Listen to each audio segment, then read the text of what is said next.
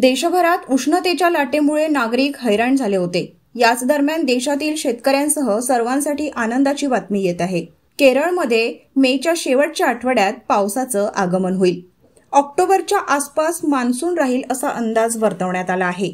यावेळी मान्सून 105% राहील असा अंदाज हवामान विभागाने वर्तवला आहे। महाराष्ट्रात नियोजित वेळेपेक्षा 1 आठवडा आधीच मान्सून येणार असा अंदाज वर्तवण्यात आला आहे। त्यामुळे 15 मेच्या आसपास अंदमान निकोबारमध्ये मान्सूनचं आगमन होईल। मुंबईत 10 ते 11 जूनच्या आसपास मान्सून दाखल होईल असा अंदाज आहे। दुसरीकडे मराठवाड्यात मात्र यंदा 80%च मान्सून राहील असा प्राथमिक अंदाज हवामान विभागाने दिला आहे।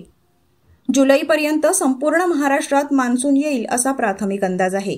मागील वर्षीप्रमाणे यंदाही मान्सून शेतकऱ्यांना सुखावण्याची शक्यता आहे।